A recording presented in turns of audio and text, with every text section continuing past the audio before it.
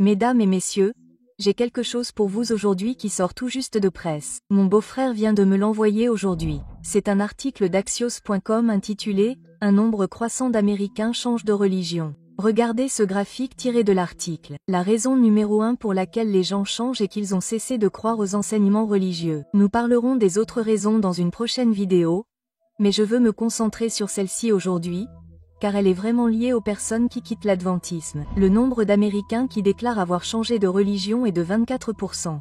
Et c'est une augmentation de 50% par rapport à 2021, où il était de 16%. Cela signifie donc probablement que, tout comme de nombreuses autres confessions, autant de personnes quittent l'adventisme, il y en a probablement d'autres qui quittent leur église pour devenir adventistes. Allez comprendre. Mais aujourd'hui, je veux me concentrer sur ceux qui partent et commencer à répondre à la question « Faut-il partir ou rester ?» Personnellement, je pense que vous devriez rester, mais c'est à vous de voir. Je vais dire quelque chose, mais avant de le dire, je veux que tout le monde me fasse une faveur. Posez vos pierres, car je ne veux pas que vous me les jetiez. Bon, c'est parti. Les gens qui quittent l'adventisme ont raison. D'une manière générale, il y a quelque chose qui ne va pas du tout dans l'adventisme. Maintenant, avant de reprendre vos pierres, écoutez-moi, je suis un chrétien adventiste sans complexe.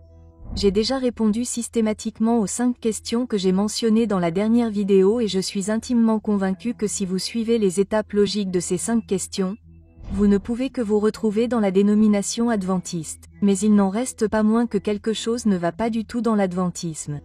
Cela étant dit, je ne pense pas que la solution soit de l'abandonner et de rejoindre une autre dénomination chrétienne. Et je ne pense pas non plus que la solution soit de rompre avec l'église adventiste et de fonder une nouvelle dénomination.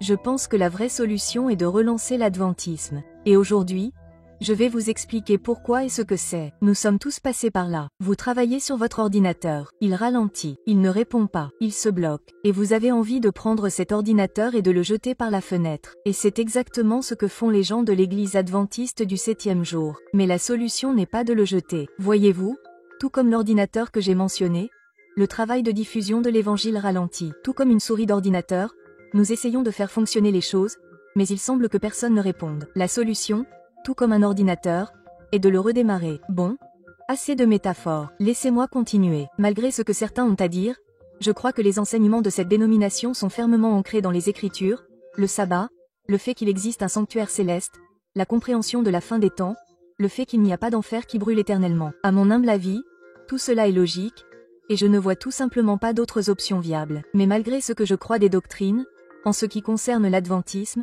je pense qu'il y a une raison pour laquelle il doit être relancé, et c'est clairement exposé dans Apocalypse chapitre 3. Et j'ai besoin que vous le voyiez, et j'ai besoin que vous le ressentiez. Il est dit, « Tous ceux que j'aime, je les reprends et je les poursuis. » Et donc du zèle, repens-toi. Voici, je me tiens à la porte et je frappe. Si quelqu'un entend ma voix et ouvre la porte, j'entrerai chez lui, je souperai avec lui, et lui avec moi. Permettez-moi de vous poser une question. Mais d'abord, je vais vous raconter une petite histoire. Mon fils, tout comme moi, est un peu farceur, et parfois, quand il rentre dans la maison, il aime verrouiller la porte de notre terrasse et se moquer de moi quand je frappe pour entrer. Maintenant, à part dans des moments comme celui-ci, quand je veux entrer dans ma maison et quand vous voulez entrer dans la vôtre, frappez-vous parfois à la porte pour y entrer? La réponse à cette question devrait être un non catégorique. Réfléchissez.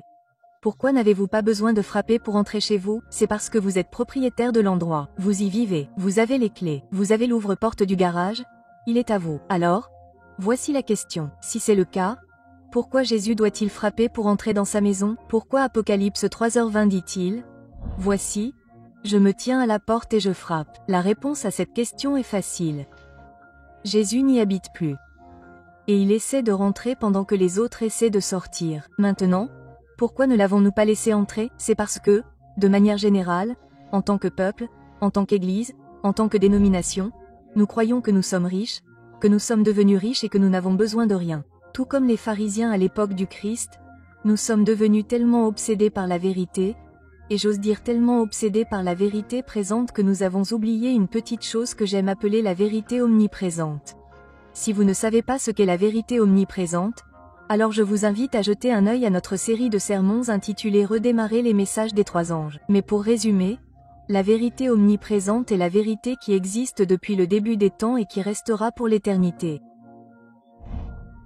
Et cette vérité est que voici l'agneau de Dieu qui ôte les péchés du monde et que Jésus l'agneau a été immolé dès la fondation du monde. Si vous avez vu notre récente vidéo, pourquoi tant de personnes quittent-elles l'Église adventiste? Vous avez peut-être remarqué cet article ici. Le nouvel appel du Dr Lee Sang-Koo après son retrait de l'Église adventiste du 7e jour.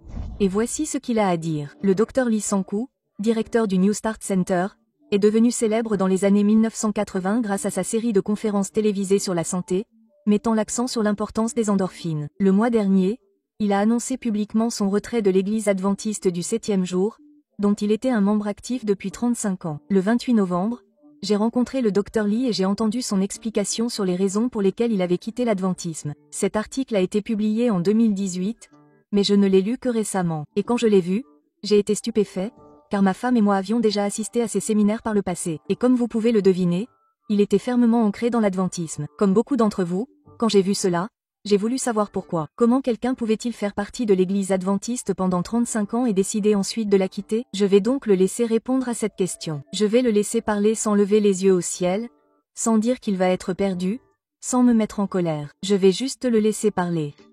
Et sa réponse va nous aider à comprendre pourquoi nous devons relancer l'adventisme pour mieux embrasser les principes de la vérité présente et de la vérité omniprésente. Dans cet article, il dit, ayant été avec eux pendant des décennies, j'en suis venu à réaliser que ce qu'ils croient n'est pas Jésus, mais les commandements sans savoir que le premier commandement tout au long de l'Ancien et du Nouveau Testament est l'amour. Ils ne poursuivent que l'Église de l'Ancien Testament et n'ont aucune compréhension du salut par la foi. Rappelez-vous maintenant que c'est sa perception. Ce sont ses raisons pour quitter l'Église. Il a ensuite expliqué que l'Église adventiste du 7e jour est un groupe complètement légaliste qui enseigne que l'on peut aller au ciel si l'on obéit aux commandements. Leur perspective légaliste, qui qualifie les dénominations religieuses traditionnelles de fausses et se présente comme la seule vraie religion, est autodestructrice. Plus de 150 000 membres de l'Église adventiste du 7e jour sont toujours dupés par ces fausses doctrines et gâchent leur vie. Très bien. Maintenant, réfléchissons bien à tout cela et comprenons ce qui est dit. Il dit que premièrement, nous ne croyons pas en Jésus et que nous ne croyons qu'aux commandements. Deuxièmement, il dit que nous ne comprenons pas les paroles du Christ, que l'amour est le premier commandement et que nous ne suivons que l'Ancien Testament. Troisièmement, il dit que nous n'avons aucune compréhension du salut par la foi. Quatrièmement, il dit que nous sommes un groupe complètement légaliste. Cinquièmement, nous qualifions les dénominations traditionnelles de fausses et nous nous présentons comme la seule vraie religion. Et sixièmement, il dit que les membres de l'Église adventiste du 7e jour se laissent berner par de fausses doctrines et que nous gâchons nos vies. Une grande partie de ce qu'il dit a été abordé dans le livre Questions sur la doctrine que j'ai mentionné dans l'épisode précédent. Et rappelez-vous, Questions sur la doctrine était essentiellement une tentative de ne pas être étiqueté comme une secte par les auteurs de Kingdom of the Cults. Tout au long de cette série, nous aborderons calmement et intelligemment les points que Lee Sang-Koo a mentionnés parmi les autres questions abordées dans Questions sur la doctrine. Mais il y a une chose importante dont il faut parler aujourd'hui. C'est de nous regarder dans le miroir pour voir si nous avons présenté les vérités qui nous sont si chères sans présenter l'amour du Christ. Voyez-vous, en ce qui concerne les commandements et le salut, je crois ce que dit Apocalypse 22h14, heureux ceux qui mettent en pratique ces commandements, afin d'avoir droit à l'arbre de vie et d'entrer par les portes de la ville. Mais je ne crois pas que je sois sauvé en raison du bien que je peux faire. Je crois que tout le bien que je fais vient du fait que je suis sauvé, que j'ai accepté le Christ et que j'ai placé ma foi en sa vie.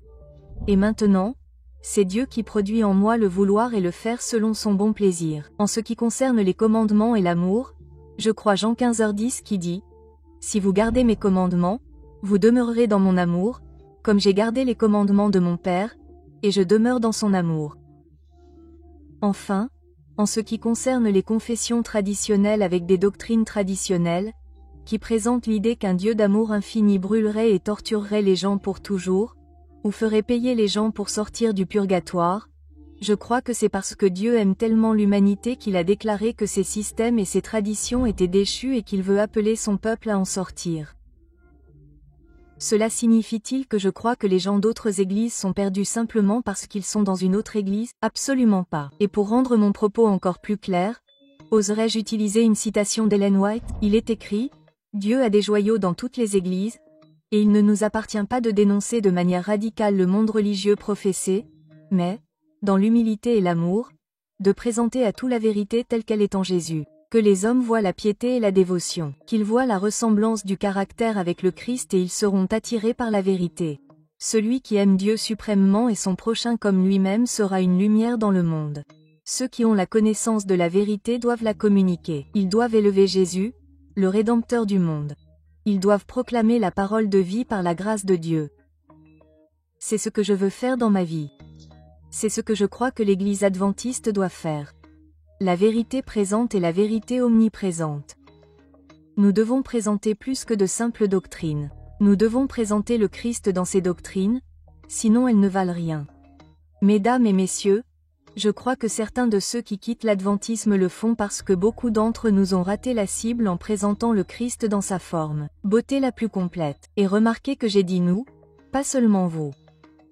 Nous avons tellement surcorrigé et mis l'accent sur la doctrine que Christ est dehors, frappant à la porte pour revenir. Et par la grâce de Dieu, je m'engage à faire ma part pour relancer l'adventisme dans ma propre vie.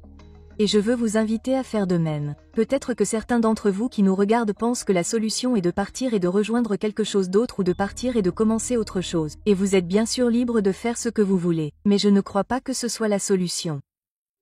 Je crois que la solution est d'ouvrir la porte et de laisser Jésus revenir afin que les gens puissent voir la beauté et l'amour contenus dans les doctrines d'un Sauveur qui vit comme notre grand prêtre et intercède pour moi chaque jour.